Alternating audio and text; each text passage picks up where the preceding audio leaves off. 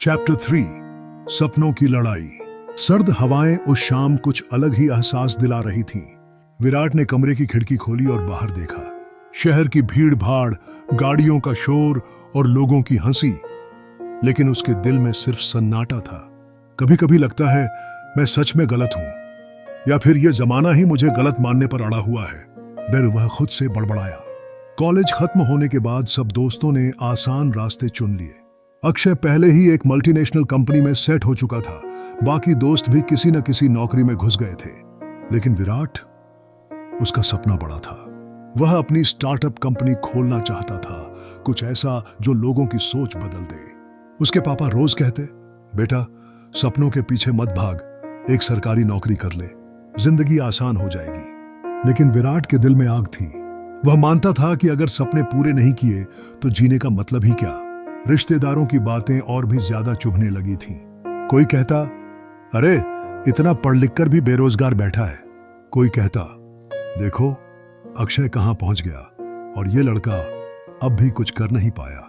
हर ताना उसके सीने में तीर की तरह चुभता, लेकिन हर ताने के साथ उसका इरादा और मजबूत होता।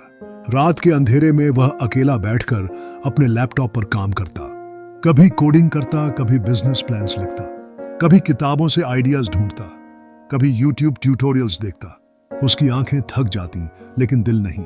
भूखा रह लेता, पर अपने सपने को भूखा नहीं छोड़ता। माँ अक्सर खाना लेकर कमरे में आती और कहती, बेटा इतनी मेहनत क्यों कर रहा है, आराम भी जरूरी है। लेकिन विराट सिर्फ मुस्कुराकर कहता, माँ अभी आराम किया तो आगे सिर्फ पछतावा बचेगा। इस बीच मिया उससे दूर होती जा रही थी।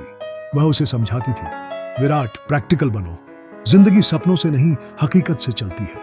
लेकिन विराट हमेशा एक ही जवाब देता, अगर सपनों के बिना जीना है तो फिर जिंदगी और मौत में क्या फर्क है। धीरे धीरे उनके बीच की दूरी और बढ़ गई। मिया उसे सपोर्ट करना चाहती थी, पर हार मान चुकी थी।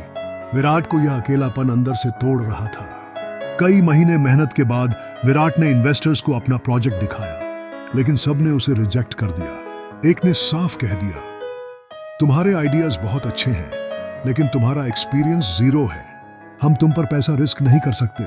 उसके अंदर जैसे सब बिखर गया। वह रात भर छत को देखता रहा। आंखों में आंसू थे, लेकिन दिल में अभी भी आग थी।